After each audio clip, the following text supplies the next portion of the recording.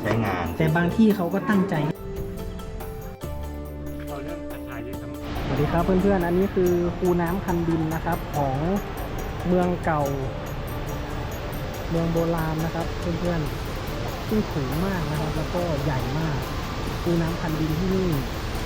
ถือว่าใหญ่มากๆเลยนะครับ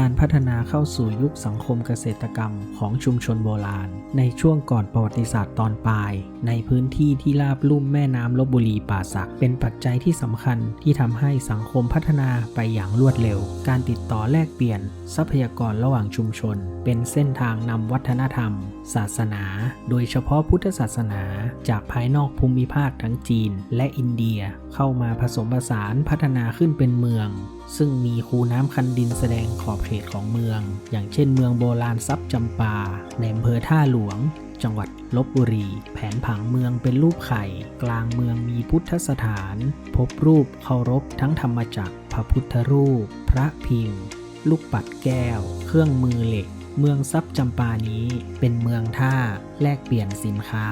ภายใต้การปกครองของรัฐทวารวดีที่กระจายอยู่ตามลำน้ำสำคัญทั่วพื้นที่ลุ่มแม่น้ำเจ้าพระยาระหว่างพุทธศักราช 1,200 ถึง 1,600ชักใหญ่นะคะถ้าเดินทางมาจากมุกดาหารหรืออ่าวตังเกียนะคะก็ต้องมาพักที่ทรัพย์จำปานะคะเพราะว่าเป็นจุดพักใหญ่สินค้าเราก็เลยได้แลกเปลี่ยนกันขายจากหลักฐานที่พบนำไปเปรียบเทียบกับสิ่งที่พบในแหล่งโบราณคดีบ้านท่าแค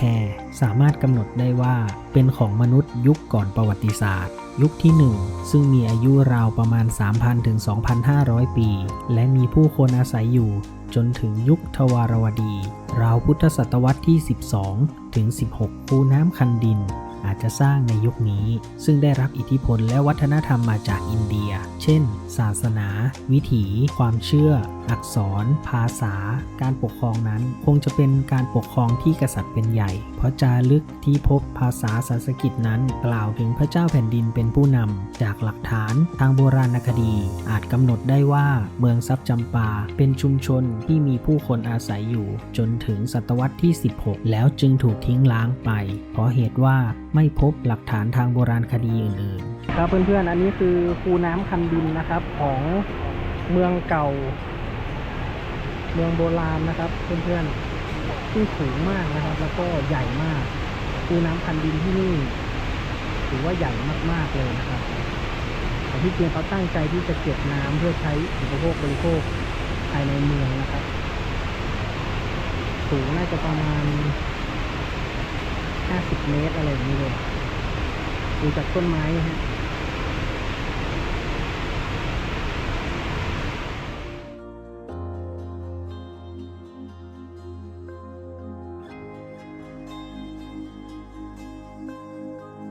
การจัดแสดงภายในพิพิธภัณฑ์ทรัพย์จำปาภายในอาคารแบ่งออกเป็น7ห้องห้องที่1ทรัพย์จำปา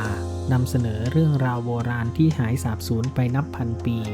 ห้องที่2ทรัพย์สำแดงตะกะแตนปาทังก้าจะชักพาให้เราไปพบกับเมืองโบราณที่ซ่อนเร้นห้องที่3ทรัพย์บังเกิดจัดแสดงเรื่องราวของพระมหากรุณาธิคุณในสมเด็จพระเทพรัตนราชสุดาสยามบรมราชกุมารีในการเสด็จทอดพระเนตรหลุมขุดต้นทางโบราณคดีห้องที่4ทรัพย์สมบัติแสดงเรื่องราวของทรัพย์จำปาเมื่อ 3,000 ปีก่อนที่เป็นชุมทางทางการค้าและแหล่งรวบรวมทรัพย์สมบัติที่สร้างความมั่งคั่งห้องที่5ทรัพย์อักษรไขปริศนาจารึกโบราณพันปีมรดกทางวัฒนธรรมและศาสนา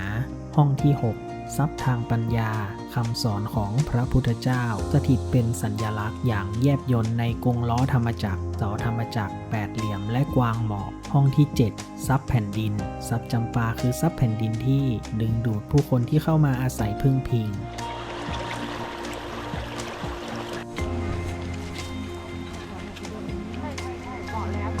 เอาเรื่องคาถาเยธรรมาเผยแพร่แล้วเราไม่ทราบ ไม่มีค่ะ เขาขอบูรณะ ใช่เมื่อก่อนชาวบ้านเขาก็จะเข้าไปปลูกบ้านอยู่ในนั้น ครับ ทีนี้เขาขอคืนเวียนคืนหมดแล้ว โอเค ใช่ โอ้น่ารัก ต มา อก นนี้เขาปลูกผักกับกระเดาใส่ไว้แล้วก็จะเป็นพวกกระถินพวกไม้ป่าอย่างเงี้ยค่ะขึ้น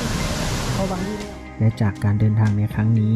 มีเรื่องที่น่าศึกษาต่อด้วยกัน3เรื่อง1คือการเผยแผ่ศาสนา ด้วยคาถาเยธรรมา บนดินแดนทวารวดี 2. คือเส้นทางการค้าที่สมัยโบราณมีความเจริญรุ่งเรืองเป็นอย่างมาก 3. วัตถุโบราณที่หายสาบสูญไปจากดินแดนโบราณแห่งนี้ และเรื่องราวจะเป็นยังไงต่อนั้น ผมจะกลับมาเล่าให้เพื่อนๆฟังอีกครั้งหนึ่งสำหรับวันนี้สวัสดีครับ